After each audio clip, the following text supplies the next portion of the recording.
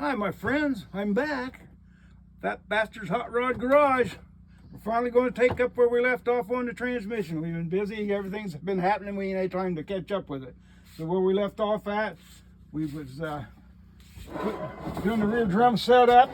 We're getting ready to put the output shaft in. And here's what happened last time. We thought there was a burr in here.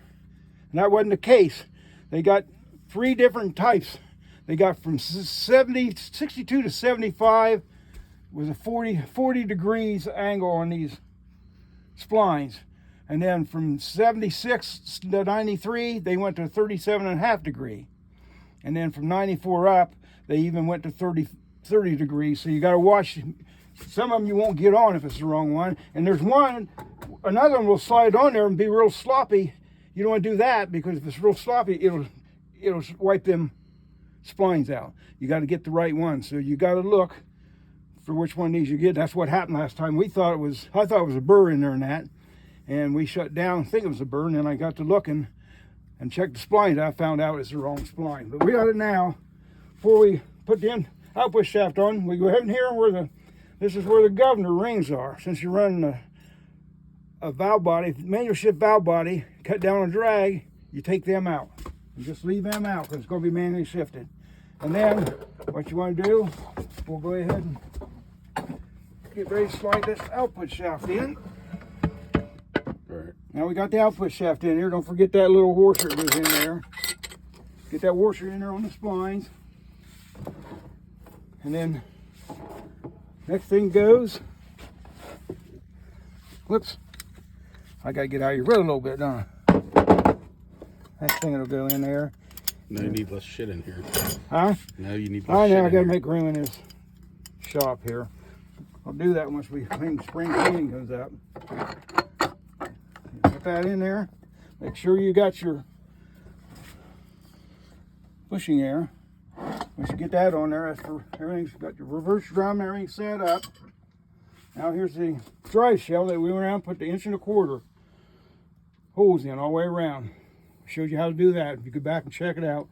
And then you put that in there. There you go. Now the next thing we do is, let me turn this around so we can get some light over here for you. You can come over on the other side now, Shane. Get some more light for you. All right. You see what I mean there?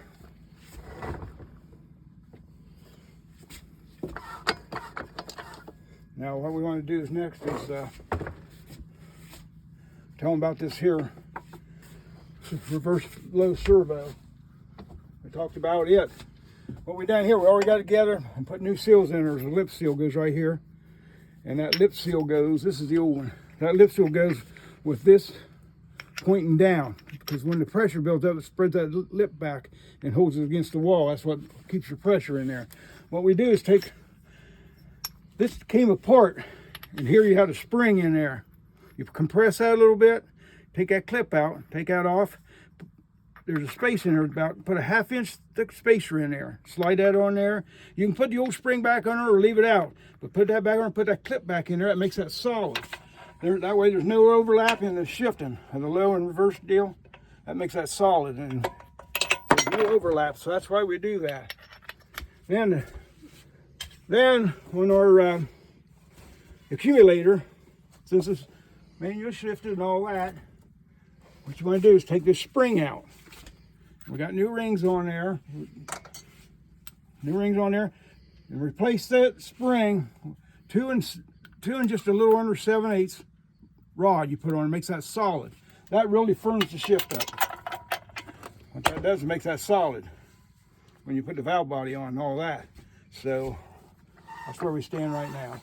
So okay, now we got the dry shell in and that. Make sure your bushing's down in there, brass bushing. Now you take the gears, keep them together because you got a spacer underneath that and you don't want to move out. And what you got to do is work that on there. Got it on there, it goes on there. Now we need a snap ring. I'll get my snap ring, put on there. It should be laying here somewhere. Let's see. That's what happens when you take so much time off. Yeah, forget where you laid things. We were all messed up the last couple of weeks. And here it is. Then you had, remember the input shaft spacer? It goes on the end of that. You got to make sure you put that back on. It just slides right on like that. Now I get my snap ring together. You got to watch on these. Sometimes they'll fly out on you. Take your clip. Make sure it's like the flat side goes against that. You'll be able to tell which side because it's flat, more flat on one side. Okay. Okay. Now you make sure you can tell if that's in there because you can spin it. So that takes care of that. So our next process now, after we took care of those, put some of these tools over here out of the room, is we're going to go to our drums. Set up our drums. Here's where we told you where we went and drilled them to lighten them and get the fluid drained out quickly. The bushing, make sure the bushing's all good. Shine it up a little bit. Make sure there's no gouges inside that drum. Look, everything looks good in that. So I've been soaking these clutches and spacers and steel them, soaking them. Now you got a seal down here. I've already put it in. It goes down in there, and like I said, this lip like this, same way that it goes down. When the pressure comes up, it pushes out against the wall, and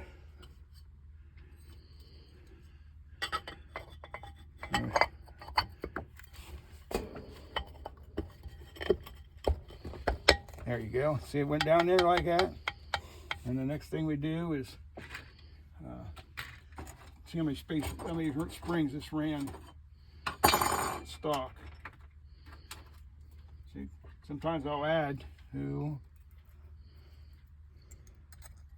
these springs, return springs right there on.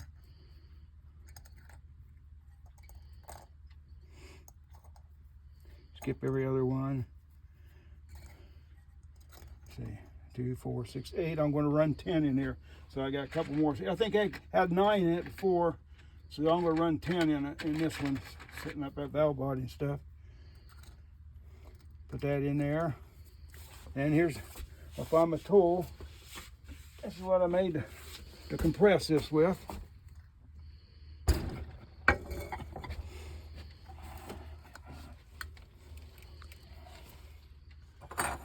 gotta make sure all this stuff's good and clean. If I clean it up once, I just gotta wipe it off now. This clip. Springs in there. I gotta find the other part of it.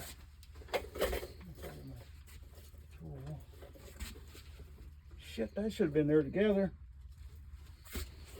There it is. So I made this tool, and you can use something flat to compress that with, just to get them springs down, but I made this tool. That makes it really, because I've done a lot of these, so I made my own tool to compress these with. Now you bring that out there till you line these up, okay? Now, crank that down, kind of center that. Crank that down to compresses them springs.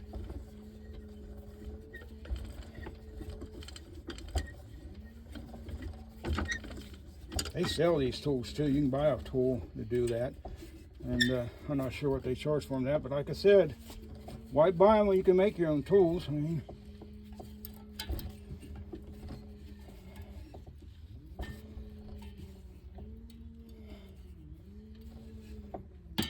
get that compressed. Make sure you get it down there enough to get that clip in there. There it is.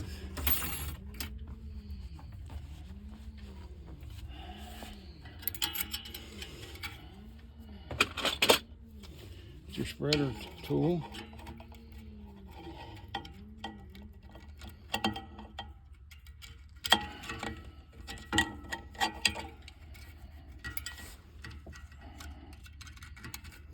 Sometimes you can use a screwdriver to do this, but I gotta move that out some. See, if you ain't got room to get that in, you gotta make sure you gotta move it over some.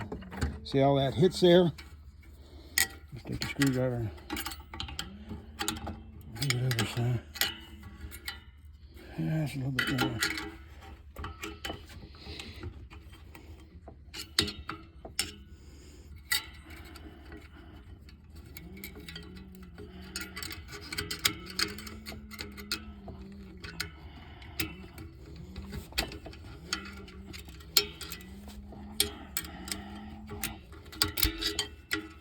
So you just take the screwdriver and whip that on there like that.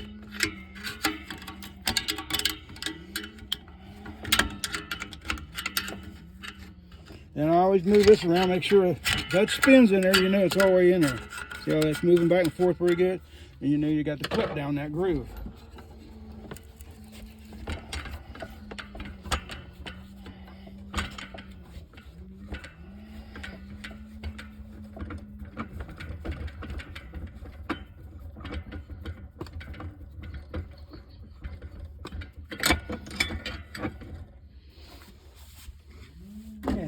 We got in there. It's all in there, and now here's where we start doing the. Okay, we got our piston in there now. Let's start out with a steel, one clutch, steel, and two clutches right here.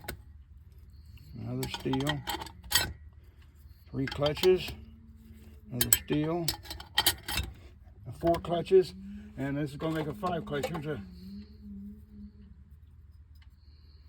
fifth clutch, and the reason why we got room is like I told you what we do. We take this come out of I took another one of these spares that come out of the pressure plate off of that, and what we do is get a real relief there. So that gives you more room. If you had put the original in there, you can only get four clutches in it. And see how thick it is? And when you use that, you relieve it around here so you can get this clip in there. So you put your clip down in there, like that. There you go. Now what we do, I'll go in there and check the clearance. I like to run like 40 thousandths to 60 thousandths clearance in that. Okay, so that'd be pretty close to being done. Okay. So we done that, put the clutches in there. We checked. We had the thinner ring clip. If the thinner is like 50 thousandths, we had too much clearance, so I'm going to close it up some. So I went from a 50 thousandths to 80, 90 thousandths thicker ring. Snap it down in there. Now we got it where I want it. I got like 30. 35 clearance, that's perfect. Perfect what we want. So that's all set up. If you don't have a dial indicator to check the clearance, you can slide in there feeler stock, like you'd set up spark plugs and that, and check the clearance. That's close enough. But so that's the front setup. So we can put this off to the side, and we're gonna get ready to go to the rear drum.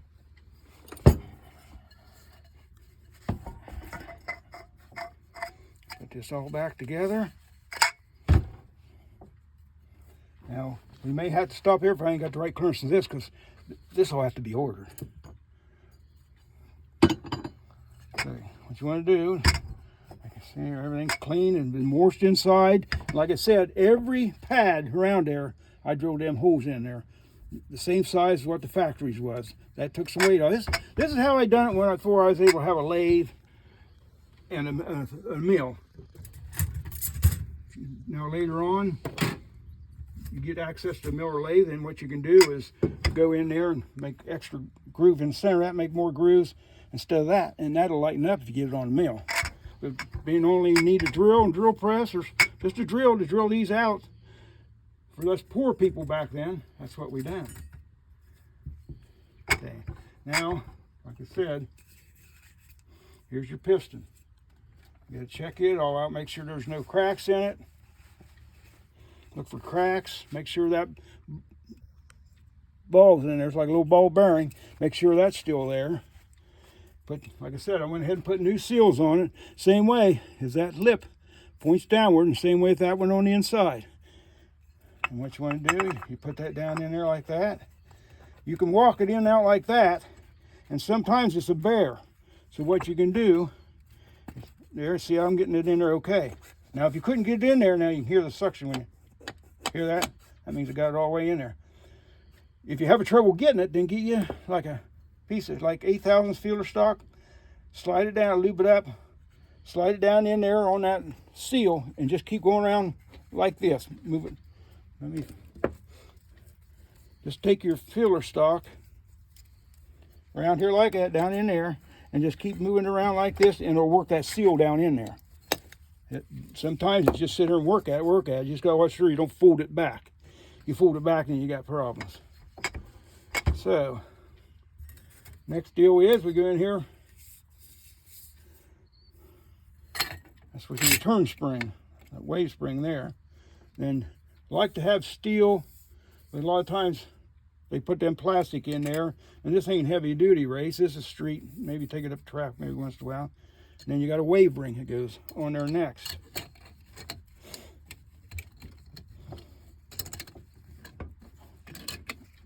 Now, we check it. If there's too much slop in it, I'm going to have to order one to take where it takes that slop out. But see how that slop's there? You don't want it like that.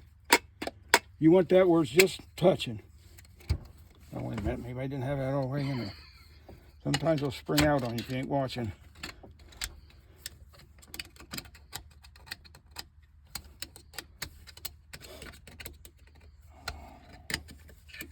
Yeah, push down and push down and push in.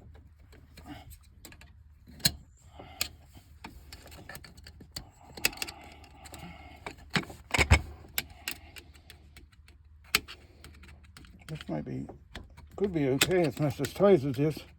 This is a damn stiff spring. So then, goddamn, push down and push in is what you gotta do. Get in that groove. Push down and push in when you get down there. See? Same way here. Down, in. And you go around there a second time. Make sure it's all back in there. Back in there tight. It's all in there. And now let's see. Oh, we can live with that's pretty damn good. You just don't want slop in there. You know what I'm saying? Because if you get a lot of slop in there, and the pressure gets the pressure on it, it'll sometimes flip these things here this way, and the piston will come right out of there. So now we've been soaking those. Well, now here's how we set it up. Once you get that down in there, here's that piece we told you we change, grind some out off and use it at the front for the hemi drum. That's what that was out of here. So we got that for that. There we go. There's a steel. There's a clutch. That's one. A steel. Clutch 2. Steel. Clutch 3. That thing only came with 3 clutches. I thought this came with more clutches than that. I thought it came with 4 when we took it apart, but it's only got 3 in it. 1, 2, 3. Let's see what we got.